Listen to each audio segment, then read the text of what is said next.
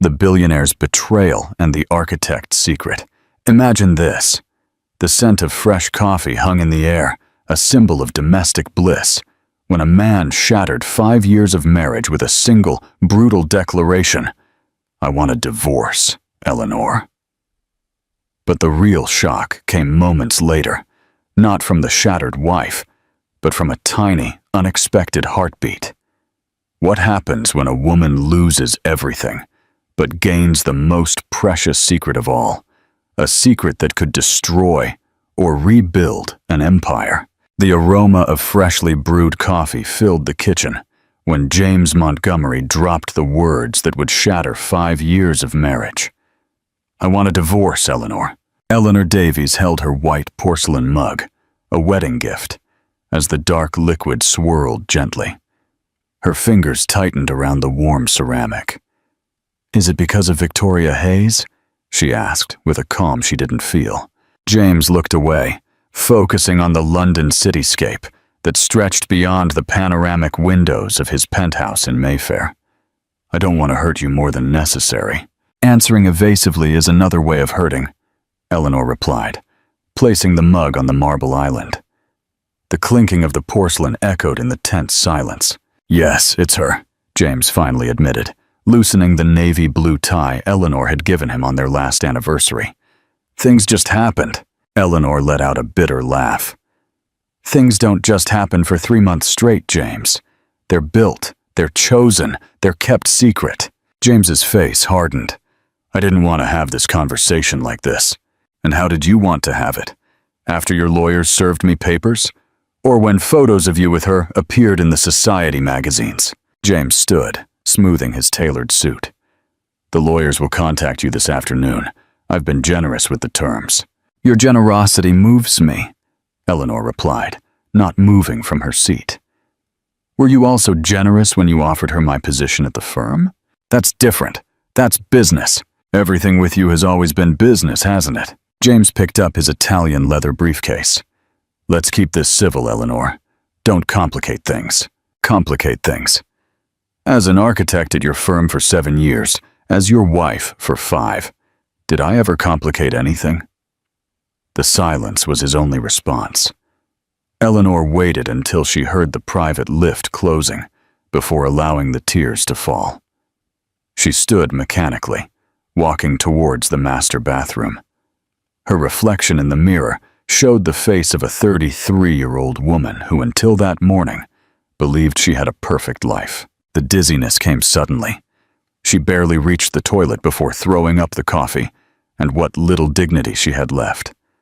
When the nausea passed, her eyes fixed on the calendar on her phone. 3 weeks late.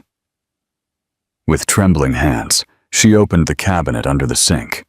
The pregnancy test had been there for months, bought in a moment of hope, when they still believed starting a family was part of the plan. 15 minutes later, 2 pink lines confirmed what her body already knew. A child. Her child.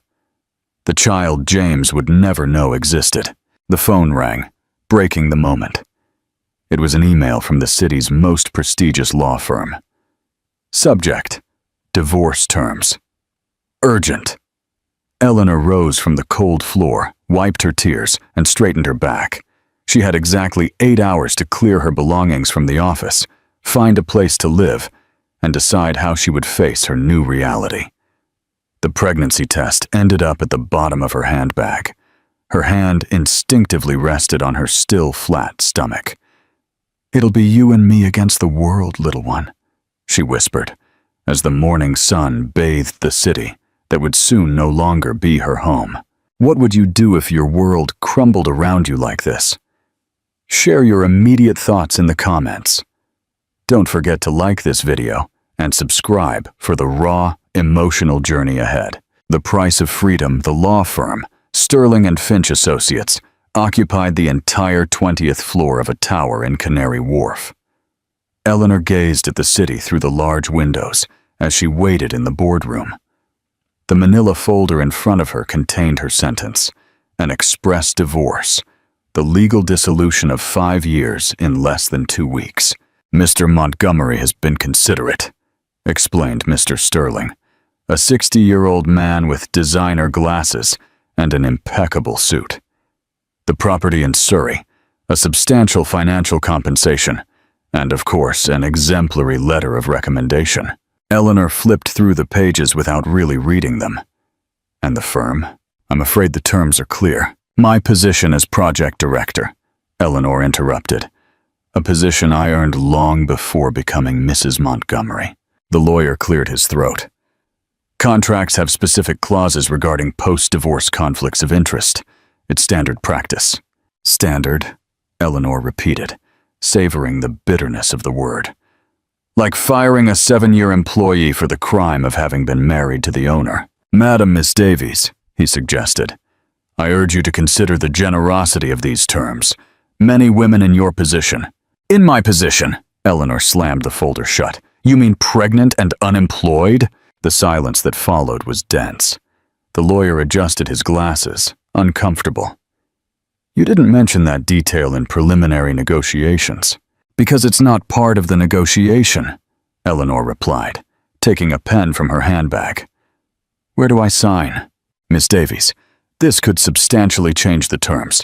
Mr. Montgomery should be informed. Mr. Montgomery made his decisions, Eleanor interrupted, signing each page with methodical precision. I'm making mine. That afternoon at the clinic, Eleanor lay back on the cold examination bed while Dr. Lewis applied the gel for the first ultrasound. Are you alone? The doctor asked with professional kindness. No, Eleanor replied, looking at the black and white screen. There are 2 of us. The sound of the heartbeat filled the room. Fast, strong, determined. Like Eleanor's heels leaving the law firm. Like the pulse in her temples as she packed her things from the office. Like the rhythm of her steps as she searched for a new flat. In the small studio flat in Clapham, she rented that same afternoon, Eleanor taped the first image of her child onto the bare wall. A gray smudge the size of a bean that represented her entire future. The phone vibrated. A message from James. The lawyers mentioned you signed without reading. Are you sure? Eleanor looked at the image on the wall, then her barely perceptible belly under the black dress. Completely sure, she replied, before blocking his number. That night, sitting on the floor of her new home, surrounded by unopened boxes, Eleanor wrote 2 letters. The first, a formal resignation to Montgomery Developments. The second, a list of baby names. Only one of them would be sent. The echo of her footsteps resonated in the empty space as she prepared for sleep. Tomorrow would begin the job hunt. Tomorrow, she would face the world with her secret and her dignity as her only possessions. For now, in the darkness of her new beginning, she allowed the memorized sound of her child's heartbeat to lull her to sleep. Do you think Eleanor is making the right choice by keeping her pregnancy a secret? What would be your priority in this situation? Share your thoughts in the comments. Don't forget to like this video and subscribe for more surprising turns. A new beginning in disguise. Eleanor's CV rested on dozens of desks across London. An architect graduated with honors, experience in international projects, a portfolio of award-winning designs, and an increasingly difficult explanation for her sudden departure from Montgomery Developments. Why did you leave your last job? Asked the HR director of Miranda Architectural Group, studying her file. Seeking new horizons, Eleanor replied, discreetly adjusting the blazer that was harder to close each day. With your experience, it's strange that Montgomery let you go. Perhaps you should ask him, Eleanor replied, maintaining a professional smile while battling morning sickness, threatening to ruin the interview. 3 weeks and 15 interviews later, the reality was clear. The corporate world of architecture in London was too small, and rumors traveled faster than cover letters. Her bank account dwindled at the same rate her belly grew. At 4 months pregnant, the small studio in Clapham began to seem like an unnecessary luxury. It was then she met Mrs. Davies. The Angel's Nook was one of those restaurants that survive trends and crises. White tablecloths, silver cutlery, and a clientele that included everyone from politicians to artists. Eleanor had entered looking for the restroom, feeling dizzy after another failed interview. "Are you all right, dear?" a maternal voice asked when Eleanor emerged from the loo. Mrs. Davies, with her silver hair and impeccable apron, offered her a glass of mineral water with lemon. Pregnancy isn't easy, especially when you're alone. Eleanor drank in silence, surprised by the woman's perceptiveness. "How did you know that?"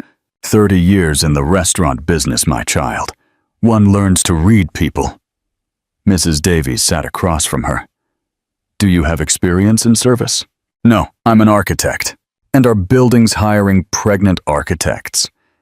Eleanor shook her head. "But restaurants do hire clever waitresses," Mrs. Davies continued.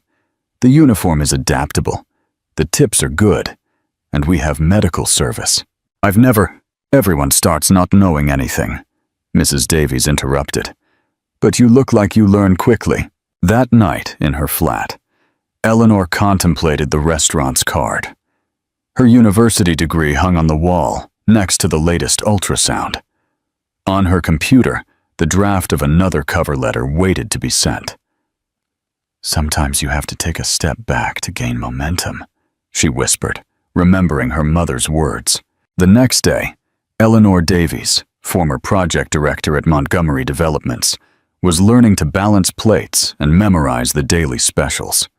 Her feet ached, her back protested, but for the first time in months, she had a plan. "Cheese board for table 7, announced the chef. Eleanor adjusted her new apron and straightened her posture. In the mirror of the staff changing room, her reflection showed a different woman. Wounded pride was slowly transforming into determination. Her child moved, as if applauding her decision. "This is temporary," she promised herself and the little one. "But it's our beginning." The news exploded on social media like a bomb. James Montgomery, the property tycoon, officially introduces his new partner. Photos showed James and Victoria at the grand opening of the new Regent's Place Hotel. She, stunning in a red dress that cost more than 3 months of Eleanor's flat rent.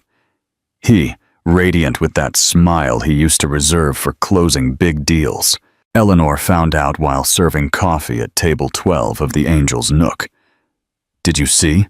a regular customer commented to her companion, showing her phone screen. "He didn't even wait for the divorce to cool down." "Typical," the other replied. "Leaves his wife for an influencer." "And what happened to the ex? The architect?" Eleanor gripped the coffee pot tightly, concentrating on not spilling a drop as she poured. Her black uniform, discreetly modified by Mrs. Davies to accommodate her 5 months of pregnancy, felt like armor.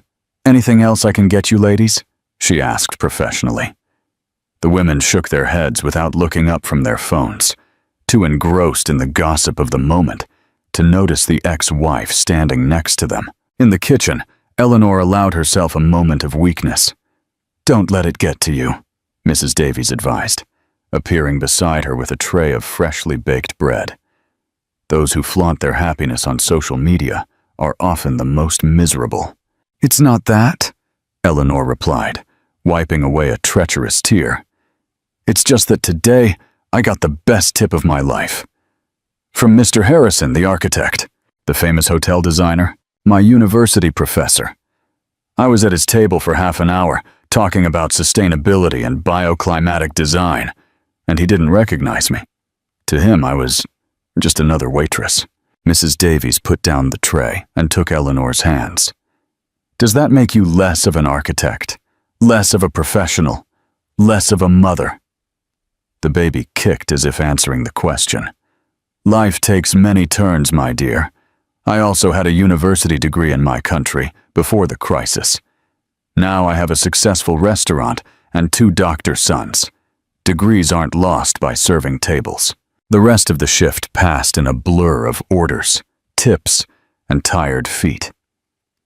Eleanor observed the diners, many of them former colleagues or clients, who now passed by her without recognizing her. As she closed up, counting her tips, she found a card among the notes. It was from Mr. Harrison, with a note.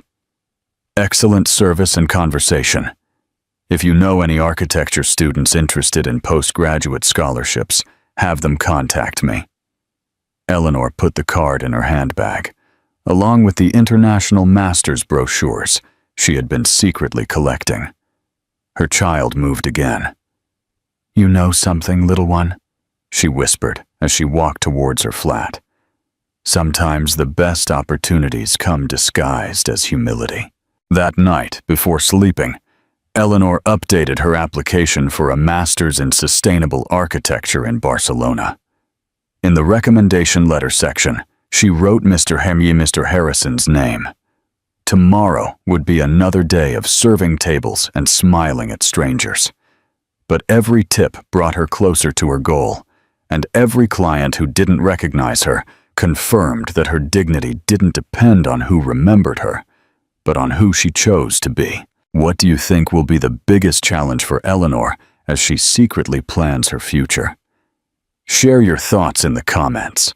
Don't forget to like this video and subscribe for more empowering stories, secrets, hopes, and a reckoning.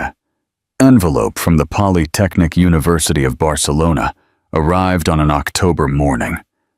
Eleanor put it unopened in the drawer of her bedside table, along with the other 4 responses from European universities she had received in recent weeks. It wasn't cowardice, she told herself, but strategy. I'll wait until I have all the options, she murmured every night, caressing her 6-month belly while checking her savings. The society magazines weren't helping. James and Victoria appeared at every important event in the city. Openings, charity galas, exclusive parties. The photos always showed them perfect, always smiling, always together. Can you pass me that magazine? Eleanor asked a client who had left a gossip magazine on the table. On the cover, Victoria modeled an emerald necklace.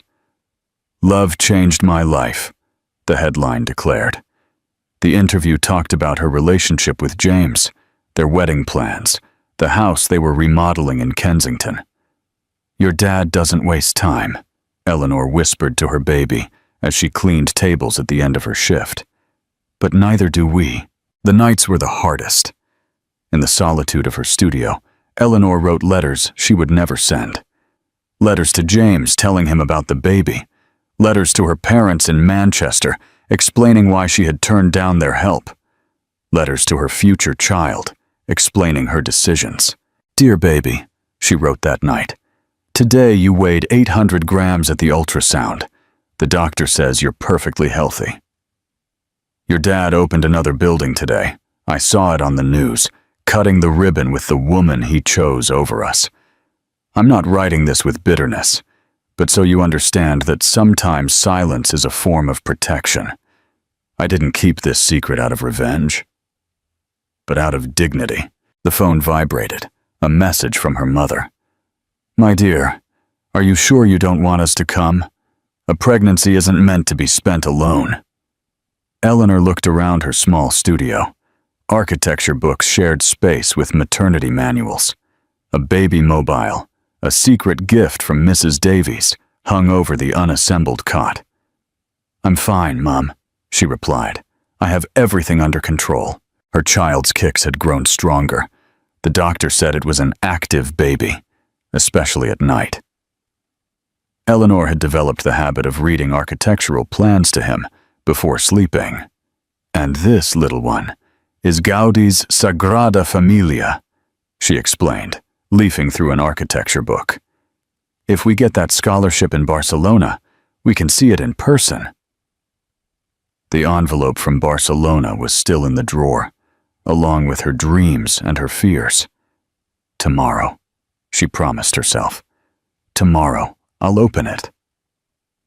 For now, in the quiet of the night, Eleanor allowed herself to imagine a future where her child would grow up among plans and buildings, where today's silence would transform into tomorrow's strength.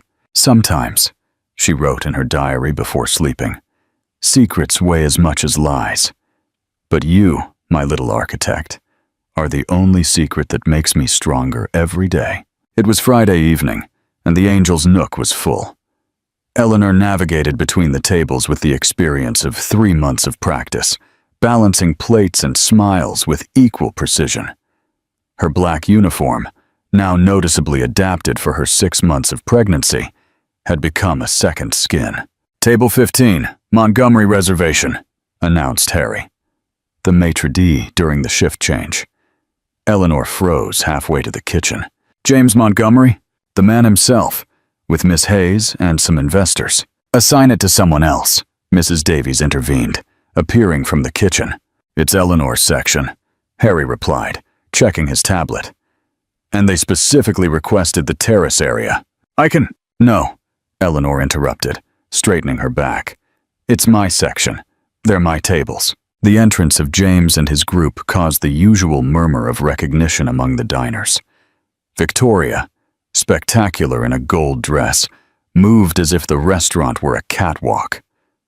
The 3 Asian investors followed them, engrossed in a conversation about hotel projects. Eleanor waited for the exact moment. Not too soon to seem anxious, not too late to seem impolite. When she approached the table, her voice sounded perfectly professional. "Good evening. Welcome to the Angel's Nook. I'm Eleanor, and I'll be your waitress tonight."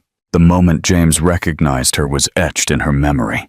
The color drained from his face, his eyes widened, and the menu he held fell onto the table with a thud. Victoria, distracted with her phone, noticed nothing. "Would you like to start with any appetizers?" Eleanor continued, deliberately ignoring her ex-husband's fixed gaze. "Champagne," Victoria replied without looking up. "Dom Perignon.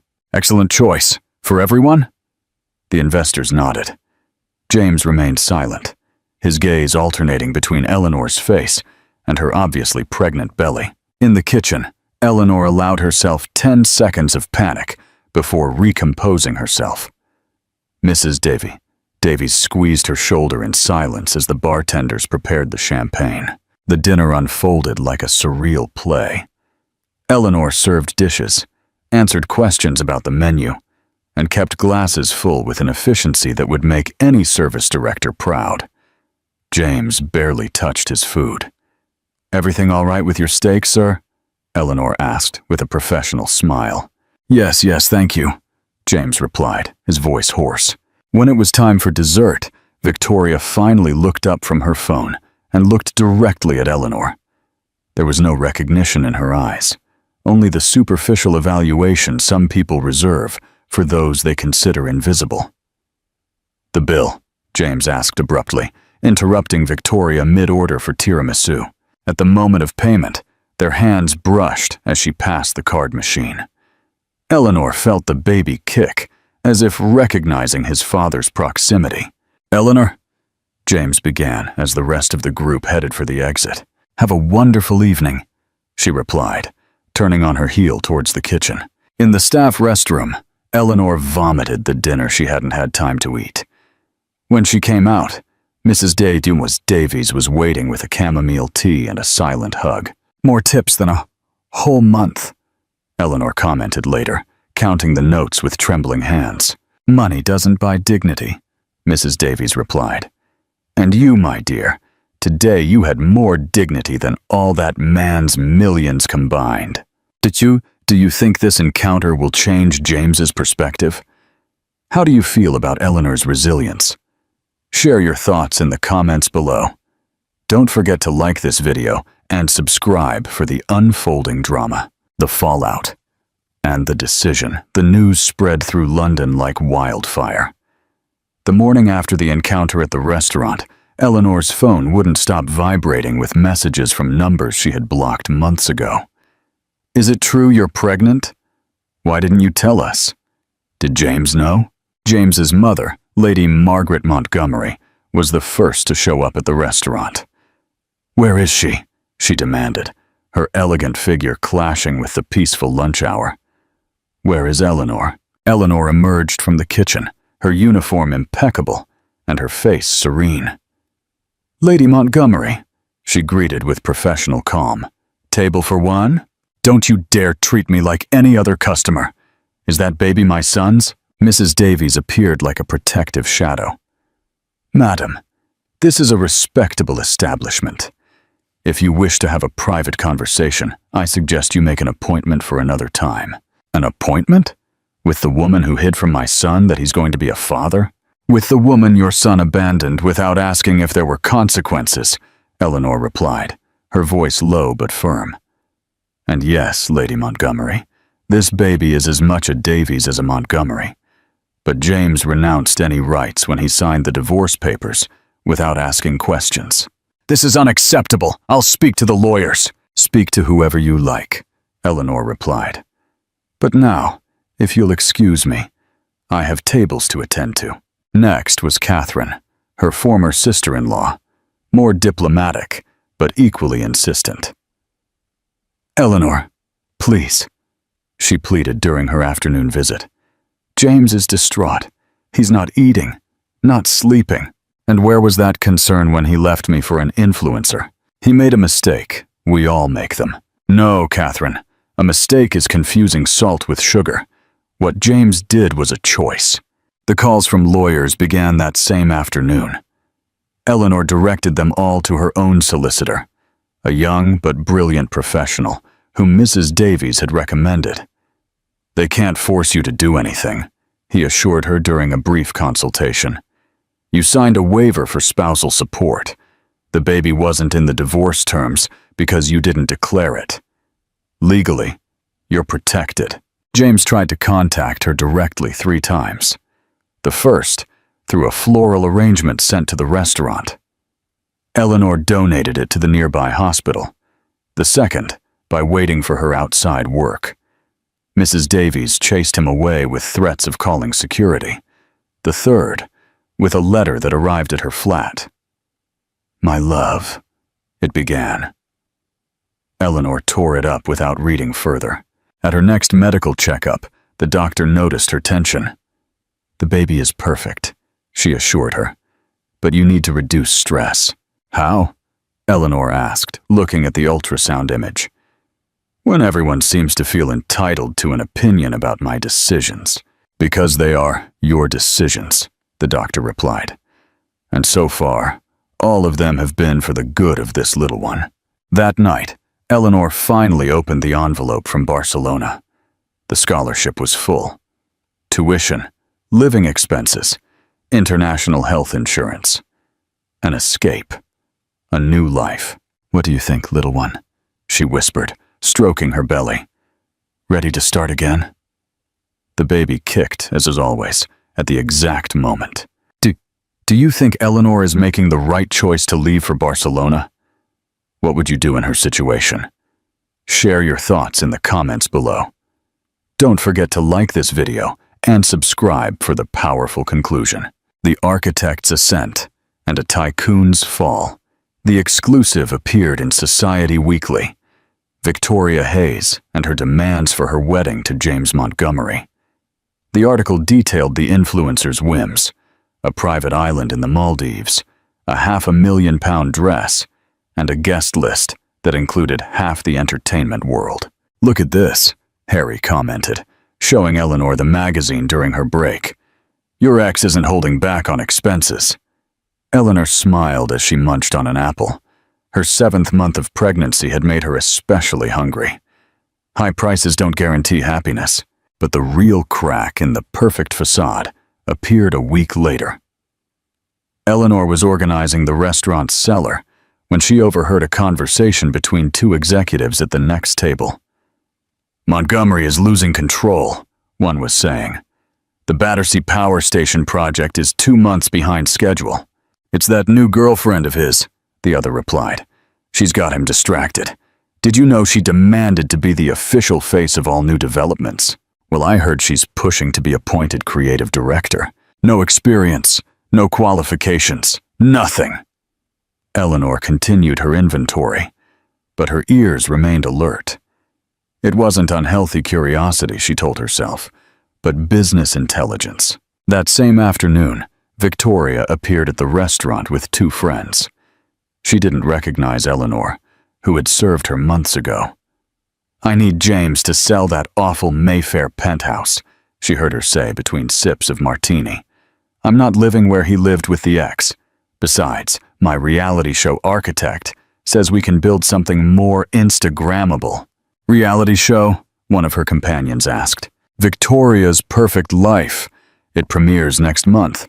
James doesn't know yet, but part of the filming will be in his office, to show my entrepreneurial side." Eleanor almost spilled the wine she was serving at the next table. Her baby kicked hard, as if sharing her disbelief. Meanwhile, the response from Barcelona was still on her bedside table, waiting for a decision. The program started in 4 months, just when her baby would be 6 weeks old. It was crazy to consider such a drastic change, but every day in London felt like a countdown. That night, as she closed the restaurant, Mrs. Davies found her checking flights on her phone. "Have you made a decision yet?" "Almost," Eleanor replied, stroking her belly. "But every time I think about leaving, something stops me." "Fear or hope?" Mrs. Davies asked with her usual wisdom. "Perhaps both," Eleanor admitted. "But today I understood something important." "What's that?" "That while I was serving tables to build our future, others are destroying theirs to maintain appearances." Mrs. Davies smiled, handing her an envelope. "Then this will interest you. Mr. Harrison came while you were on your break. He left your recommendation letter for the masters." Eleanor opened the envelope with trembling hands. The letter was more than a recommendation. It was a validation of everything she had fought for. "Sometimes," Mrs. Davies said, "the prettiest masks are the first to fall." The scandal erupted on a Tuesday morning. Photos of Victoria kissing Richard Brooks, James's principal partner in the Battersea project, first appeared on Twitter and then spread like a virus across all media outlets. "Exclusive: property tycoon James Montgomery's fiancée caught in compromising situation with his partner," screamed the headlines. Eleanor found out while folding napkins in the restaurant. Her phone wouldn't stop receiving links and messages from former colleagues. "Eleanor, did you see?" Harry exclaimed, showing her his tablet. "Looks like your ex has terrible taste in partners." The photos were unequivocal. Victoria and Richard on a yacht in the Mediterranean, at a restaurant in Mayfair, leaving a hotel in Battersea, all dated within the last 3 weeks. "Karma exists," a waitress murmured. But the real chaos arrived that night. James appeared at the restaurant, visibly drunk. "Eleanor!" he shouted from the entrance. "I need to talk to you." Mrs. Davies tried to intercept him. "Mr. Montgomery, this is neither the time nor the place." "It's the only place I can find her," he insisted, stumbling. "Eleanor, please." Eleanor emerged from the kitchen, her 8-month pregnancy impossible to hide under her uniform. "James, you're making a scene." "This is a scene," he laughed bitterly, "like the one Victoria made, like the one you made by hiding my child from me." "Keep your voice down," Eleanor warned, leading James to a secluded table. "Sit down." "I ruined everything, didn't I?" he murmured, collapsing into the chair. "I lost you. I lost my child. And now this. The Battersea project is dead.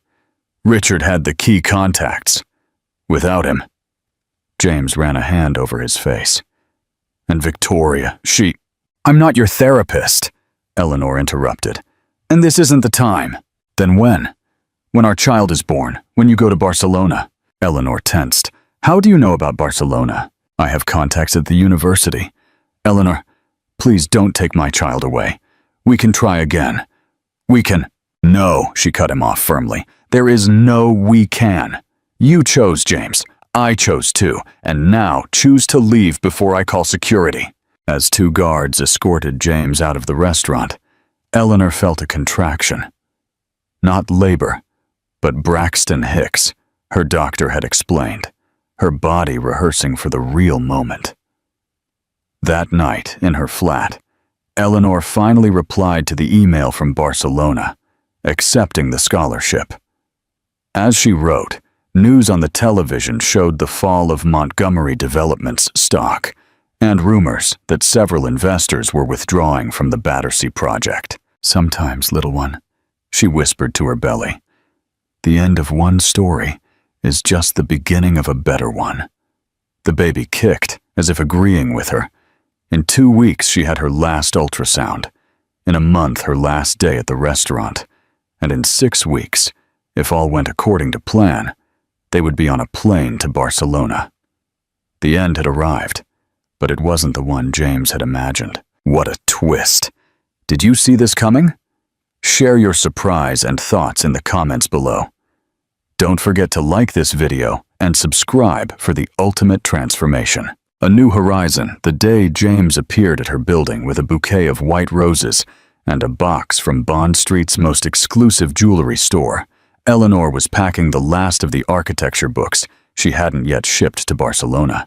5 minutes, he pleaded from the other side of the door. "Just 5 minutes, Eleanor." She watched the scene through the peephole.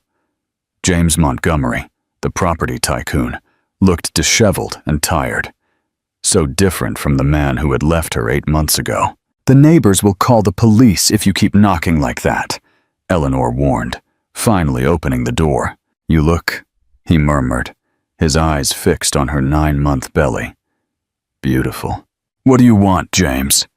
He tried to enter, but Eleanor blocked the entrance. The hallway would be enough for this conversation. "I canceled the sale of the Mayfair penthouse," he announced, as if that changed everything. "We can go back, raise our child there. I've been in therapy, Eleanor. 3 weeks already. I realized all my mistakes." 3 weeks of therapy against 8 months of absence, she replied, raising an eyebrow. "The ring was my grandmother's," he continued, opening the velvet box. "I always wanted to give it to you, but you gave it to Victoria," Eleanor completed. "I never gave it to her. I couldn't. It wasn't for her." Eleanor looked at the antique diamond and sapphire ring. In another life, it would have meant everything. Now it was just a reminder of broken promises. "My flight leaves in 2 weeks, she informed him, closing the box without touching the ring. "The baby can arrive any moment. And you? You're too late, James. Too late. He's my child too. A child who didn't exist when you left me. A child who only mattered to you when your perfect new life collapsed." Tears began to stream down James's face. "Please, Eleanor, I love you. I've always loved you.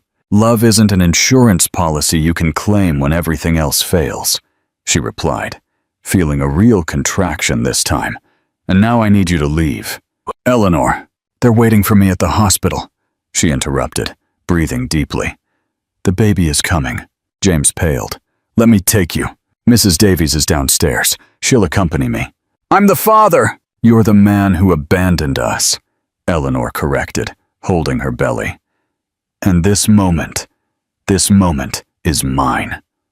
As James stood paralyzed in the hallway, Eleanor slowly descended the stairs, each step marking the end of an era and the beginning of another. In the car, Mrs. Davies waited with a packed suitcase and a maternal smile. "Are you ready, my dear?" Eleanor looked up one last time. James had disappeared. "More than ever," she replied, as another contraction announced that her child had chosen this moment, precisely this moment, to begin his own story. What an emotional turning point. Do you think Eleanor made the right choice, or should she have given James another chance? Share your feelings in the comments below. Don't forget to like this video and subscribe for the inspiring next chapter. Building a legacy. Barcelona dawned cloudy the day Eleanor and her son Arthur arrived at El Prat Airport. The baby, barely 6 weeks old, slept peacefully in his carrier as she navigated her luggage through the terminal. "Welcome to Spain," greeted Ana Rodriguez, the master's program coordinator, who was waiting for her at the exit. "Smooth flight?" "As smooth as it can be with a newborn," Eleanor smiled, grateful for the help with her bags. The small flat the university had found for her in the Gracia district was modest but bright, with a small extra room that could serve as a study.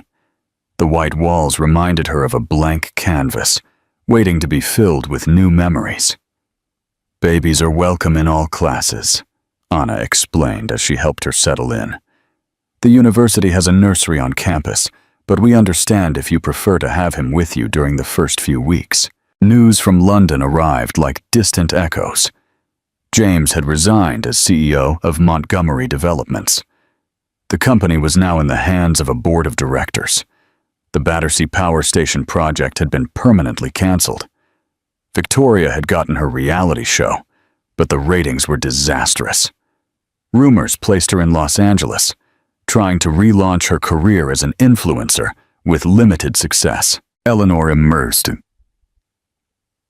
herself in her studies with the same determination she had shown serving tables. Between bottles and nappies, she designed sustainable building projects that began to attract the attention of her professors. "Your proposal for the zero-energy building is extraordinary," commented her tutor 3 months later. "Have you considered presenting it at the Green Architecture Congress in Amsterdam?" Arthur grew strong and healthy, his dark eyes identical to his mother's. Video calls with Mrs. Davies were weekly, and the restaurant had become a kind of information hub where former colleagues asked about her. "You won first place in the design competition," Anna informed her one spring afternoon. "The prize includes an internship at one of Europe's most important architecture studios." Emails from James arrived regularly, less insistent, more respectful. Photos of the empty Mayfair penthouse, news about the company, cautious questions about Arthur. Eleanor responded with professional courtesy, occasionally sending photos of her son, but holding firm the boundaries she had established. One morning, while preparing her presentation for the Amsterdam Congress, Eleanor found an old photo of the Angel's Nook among her papers. The image of the restaurant, with its white tablecloths and antique chandeliers, brought a nostalgic smile to her face. "Look, Arthur," she whispered to the baby crawling around her study. "That's where our real story began." The little one babbled happily, patting the plans spread out on the low table. "You know something," Eleanor continued, picking up her son. "Sometimes you have to lose everything to find what truly matters." From her window in Barcelona, the sky opened up, infinite and promising. The future, like the buildings she now designed, was built one floor at a time with strong foundations and durable materials. And in that future, the title of waitress on her CV shone with as much pride as her upcoming master's in sustainable architecture. What does Eleanor's journey to Barcelona teach us about resilience and finding your true path? Share your reflections in the comments. Don't forget to like this video and subscribe for the impactful final chapter. The masterpiece of life. The headlines in the Financial Times were devastating. Montgomery Developments faces worst crisis in 20 years. The article detailed a 40% drop in stock value and the loss of multi-million-pound contracts after the Battersea scandal. In Barcelona, Eleanor read the news while feeding Arthur in the university library. The baby, now 8 months old, enthusiastically devoured his baby food as she reviewed the final details of her thesis. "Architect Davies," Professor Williams called, approaching her table. "Your project on sustainable rehabilitation has been selected for the City Council's pilot program." "Seriously?" Eleanor almost spilled her coffee on her plans. "But I'm just a master's student." "A student who is revolutionizing our way of thinking about green architecture," he corrected. "The committee was impressed with your proposal to transform abandoned buildings into self-sustaining spaces." Meanwhile, in London, James faced the consequences of his decisions. The board of directors had appointed a new CEO, relegating him to a ceremonial position. His office on the top floor, where he had once built empires of glass and steel, now seemed like a golden cage. Victoria had disappeared from the social map after the failure of her reality show. Rumors placed her in Los Angeles, trying to relaunch her career as an influencer with limited success. "Your father isn't a bad man," Eleanor explained to Arthur as they worked in her home studio. "He's just someone who lost his way." James's emails had become monthly, more reflective. He no longer mentioned reconciliation, but shared news about trusts established for Arthur and business decisions that would affect his son's future. "Life has a strange way of balancing things," Mrs. Davies commented during a video call. "Did you hear Richard Brooks is bankrupt?" Eleanor nodded. James's former partner had tried to launch his own property company, only to fail spectacularly. Her own project, on the other hand, flourished. The Barcelona City Council's pilot program had attracted the attention of international investors. Her thesis on regenerative architecture was being translated into 3 languages. "It's ironic," she reflected one night while watching Arthur sleep. "When I served tables, some customers wouldn't even look me in the eye. Now those same businessmen pay by the hour for my consulting on sustainable construction." Time, that relentless architect, had built something that neither money nor power could buy: authenticity. On her desk, next to the plans for her latest project, rested her old apron from the Angel's Nook. She had framed it, not as a reminder of difficult times, but as a testament to her resilience.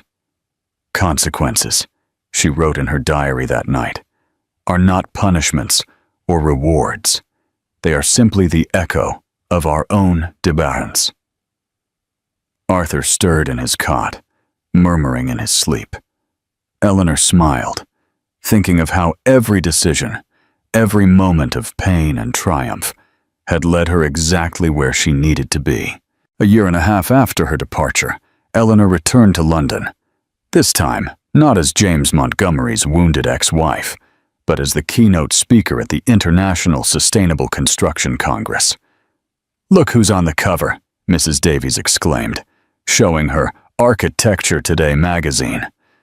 Eleanor, elegant in an emerald green tailored suit, smiled from the cover alongside the headline, "The Green Revolution in European Architecture." Arthur, now a 2-year-old, who walked with determination, explored the Angel's Nook, the restaurant that had once been his mother's refuge, with fascination. "My beautiful boy," Mrs. Davies lifted him into her arms. "Do you know that here, your mum began her new life?"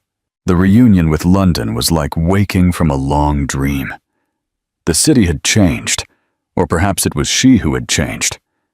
Her presentation at the Congress attracted the cream of the property world, including several former colleagues from Montgomery Developments. "Your proposal to transform abandoned buildings into self-sustaining communities is revolutionary," commented the new CEO of Miranda Architectural Group during the cocktail reception.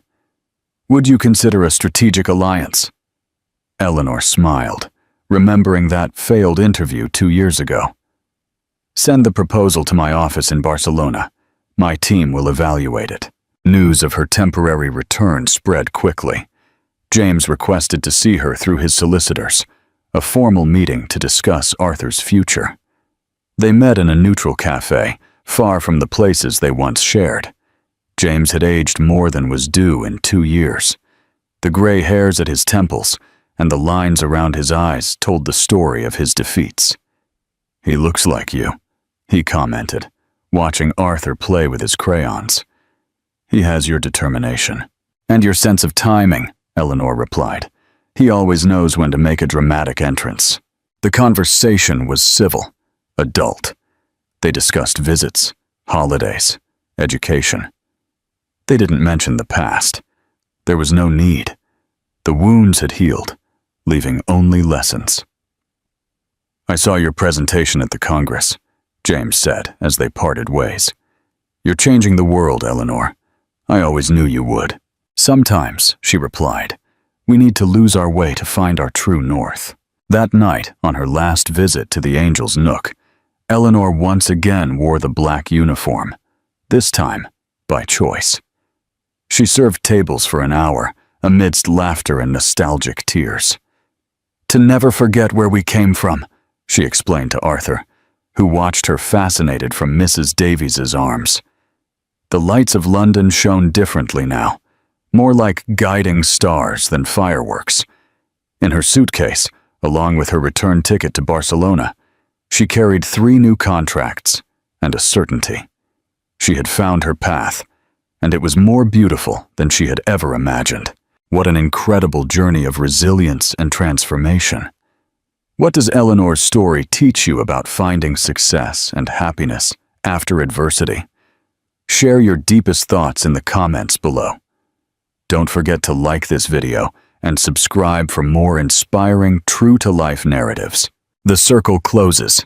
The Sustainable Architecture Awards ceremony was held at the Tate Modern, the same place where 5 years ago, Eleanor had accompanied James to countless social events. This time, she was the protagonist, for her revolutionary contribution to green architecture and her impact on transforming abandoned urban spaces. The International Award for Sustainable Architecture 2025 goes to Eleanor Davies, announced the presenter. Arthur, now a 3-year-old boy dressed in a small suit, clapped from his seat next to Mrs. Davies, who had traveled from Barcelona especially for the occasion. In the front row, Eleanor's team from Spain and London smiled proudly. "This award," Eleanor began from the podium, "is for all who understand that sometimes we must deconstruct to build something better. For those who know that true architecture isn't just about buildings, but about building futures." In the audience, James listened in silence. He was no longer the all-powerful property tycoon, but he had found his own redemption. His new company, more modest but ethical, specialized in sustainable social housing. After the ceremony, while photographers captured the moment, Arthur ran towards his father.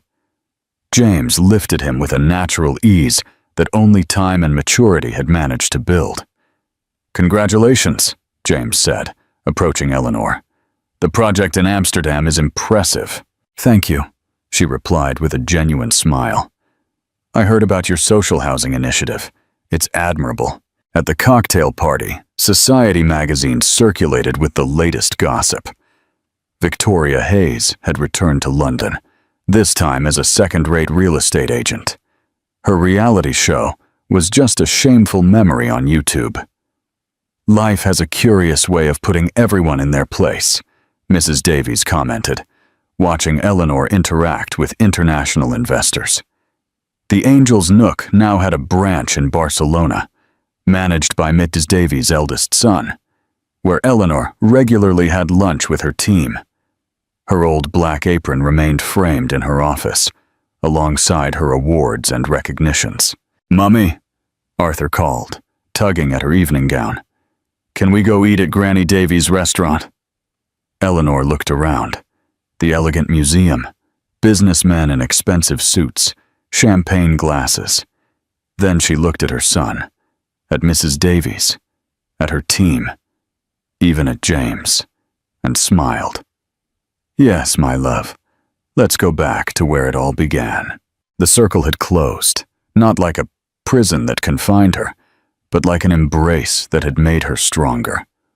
Her story, which had begun with bitter coffee and a broken heart, ended with a dinner among family and friends, in the place where she had learned that dignity is priceless, and that the sweetest success is built with one's own hands. As they walked towards the restaurant, Eleanor remembered the words she had written in her diary that first night as a waitress. "Sometimes you have to serve tables to learn to build towers." And she had certainly built, not just buildings, but an entire life.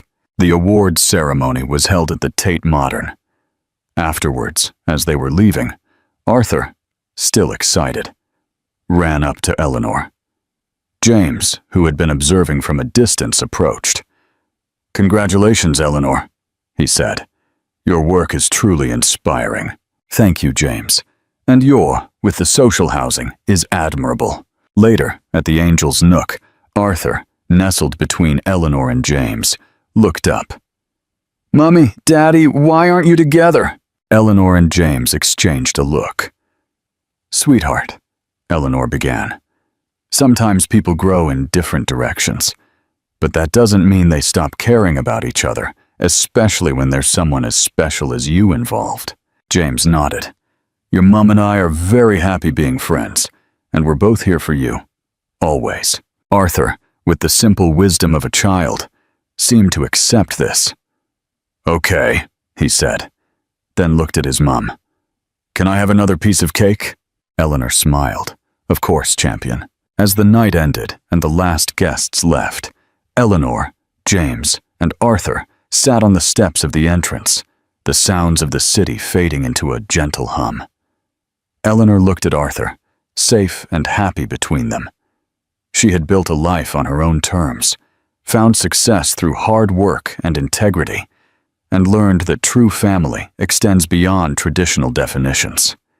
James, though not her husband, was a committed co-parent, a friend, and a fellow advocate for a better world. Arthur eventually drifted to sleep, leaning against James. Eleanor leaned back, content. The quiet strength of her choices had led her here to a life richer than any she could have imagined. She looked up at the London sky, thinking of her grandmother, of Mrs. Davies, of all the women who had shown her that dignity, resilience, and love could build the most magnificent of futures. Her story was not a fairy tale ending, but a testament to the power of a woman who chose herself, her child, and a life built on solid ground.